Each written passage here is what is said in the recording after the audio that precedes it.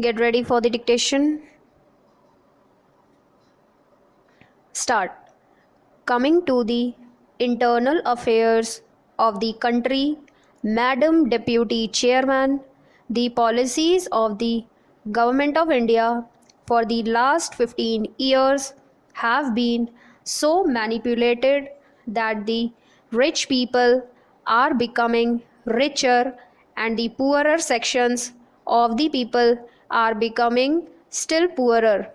The community that has been appointed to investigate into the question of the distribution of income has not yet given its verdict, but it is common knowledge that the people who are in the higher ups have become more rich and the people in the lower rung have become poorer.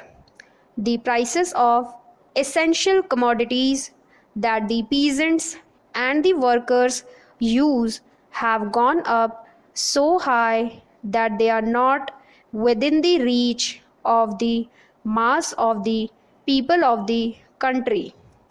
Government have not taken adequate steps to bring down the prices and to stabilize the prices as was recommended by the Food Grains Committee. We are now in the third plan. While the plans are progressing, the number of the unemployed in the country is increasing. This is a very anomalous position. It is the government alone that can explain why, in spite of the plans, the unemployment problem is becoming more and more acute. As was rightly pointed out yesterday by some speakers, our agriculture has not been paid due attention that should have been paid to in a country where 80% of the people live on land.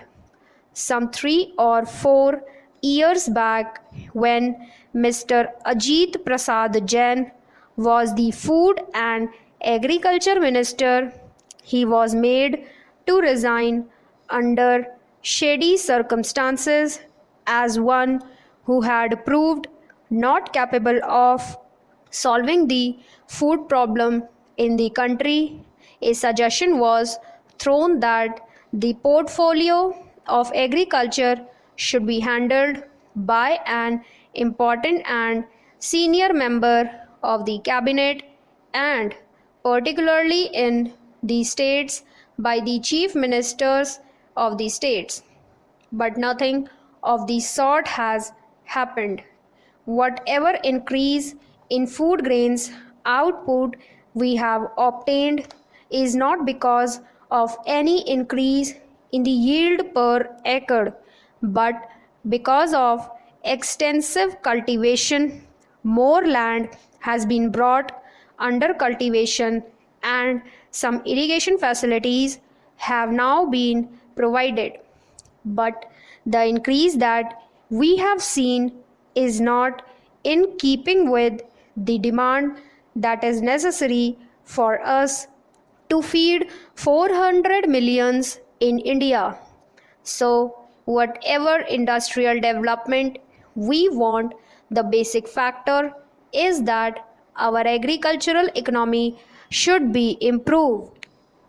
For that, all efforts should be made, more fertilizers should be used, and new methods of cultivation should be employed for growing more food crops and for growing other cash crops. In a review that was published by the Planning Commission itself, they have pointed out that there is acute shortage of power in more than 50% of the states in India. We have accepted a planned economy. We have completed 2 plans and we are now in the third plan.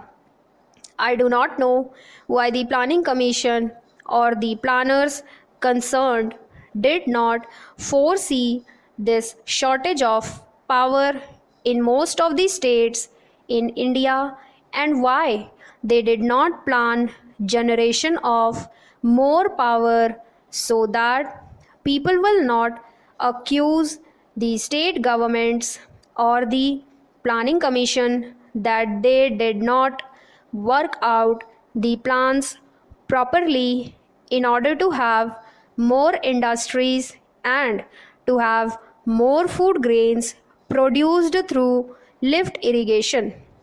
In most of the states, in Andhra, in West Bengal, in Bihar, in Karnataka, there is power shortage.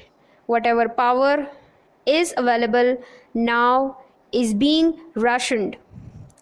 There are thousands of units of small scale industries which are not working for want of power, and there are thousands of lift irrigation pumps which are denied power supply for purposes of irrigation their lands. And wherever power is supplied, it is supplied during nights, which is not very convenient to make use of the power and use the power for agricultural purposes.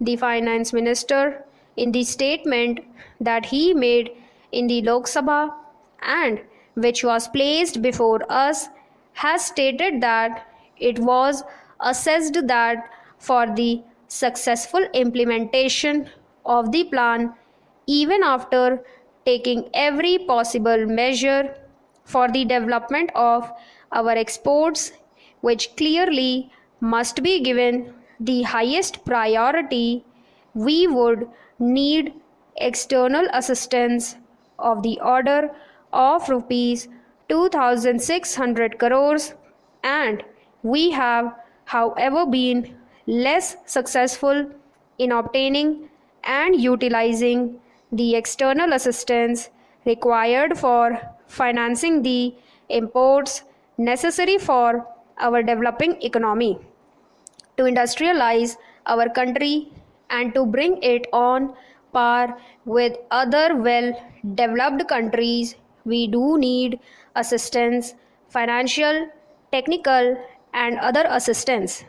The finance minister was so hopeful that he was getting rupees 2600 crores of foreign aid from Aid India Club and other countries.